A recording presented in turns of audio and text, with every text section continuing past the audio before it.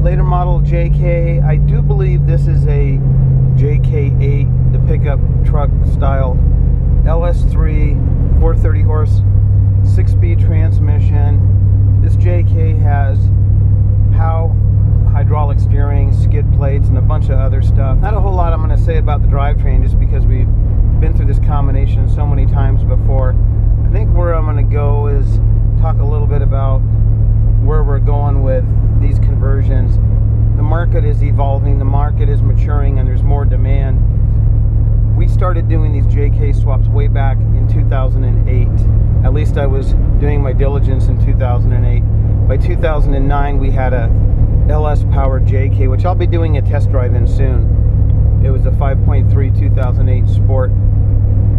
But things have really changed. The market demand has grown, and there's different ways of doing these conversions now. There's different approaches at doing these conversions now, and we must evolve with that. You're not going to see a whole bunch more functionality because almost all the functionality is there, but mainly we're working on simplifying this swap. Because of the approach we take with the OE hardware, there's basically three different approaches that we're taking on the future swap. One is going to be no fabrication, no welding, no grinding, no cutting. Two is OE components. That includes all the computer modules and wiring. There's a big advantage going with factory components. By offering the factory harness, our future kits are going to be available without having to purchase a harness from us. That's going to drop the price of the kit significantly. The harness is probably the most costly part of the kit, but you will have to supply your own harness. As far as the tuning goes, we will offer a tuning service, or you can actually do your own tuning and again save more money. So what you're going to see is a price reduction to reflect the lack of components and tuning that we supply in the kit. We're going to stay pure GM. We're not going to hybrid or mix anything. By staying pure GM, that means you can stay legal. Using our easy engine mounts and bolt-in billet brackets simplifies the swap and reduces a lot of labor. In fact, it makes our swap reversible. It's about the only swap out there that you can literally take out of the vehicle and put the original V6 back in. I don't know why you would want to do that though. So where can we make progress? Well, basically in the packaging and our delivery of this product.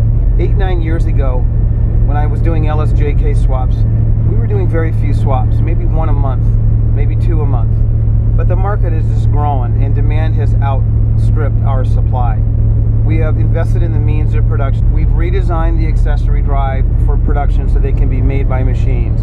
We're using OE factory harnesses, taking advantage of those economies.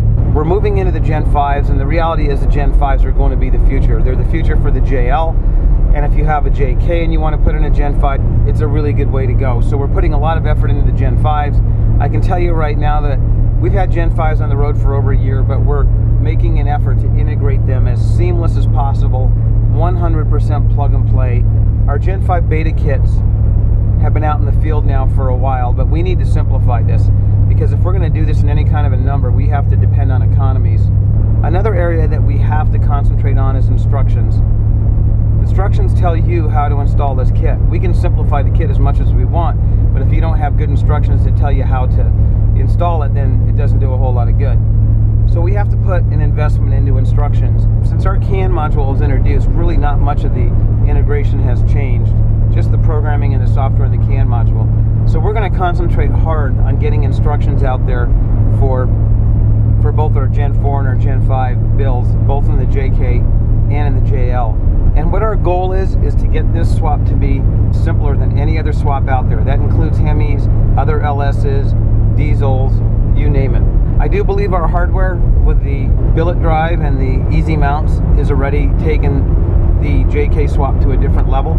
So getting the electronics integrated so that when a shop receives a box, and I mean a box, maybe 2 boxes depending with the hardware, but everything will be in this box, right down to the tuner if you choose to order that.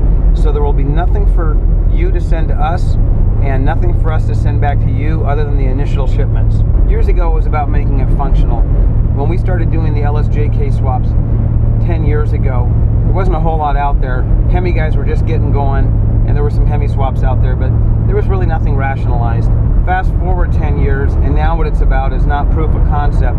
It's about rationalizing the kit to the minimal amount of effort, labor, and components that can possibly be put into this, and do it properly. Guys, guys that want to get a lift-out engine and supply their own harnesses, modules, and tuning are going to get a significant savings off the price of the kit, because obviously if we don't have to supply those things, then you don't have to pay for them. What you're going to get in this kit is billet brackets, easy mounts, a MoCan module, and a small integration harness.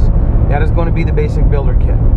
If you want to get a radiator, transfer case adapter, and the other components, of course, are going to be available. But this kit needs to get to a point that the average guy can do this build in a couple of days with no fabrication, no welding, no special knowledge. Getting back to this build for a second, it is a later model JK8. It has cruise control, tap shift, air conditioning, all the usual stuff. Mentioned it has Howe hydraulic steering, full skid plates, heavy duty brakes. I do believe the JK8 came with heavy duty brakes right from Chrysler. Very nice Jeep. I'm going to throw this out there because we have a lot of followers in Australia. We're going to hopefully support a proper right-hand drive JK conversion soon. We have done many builds in Australia.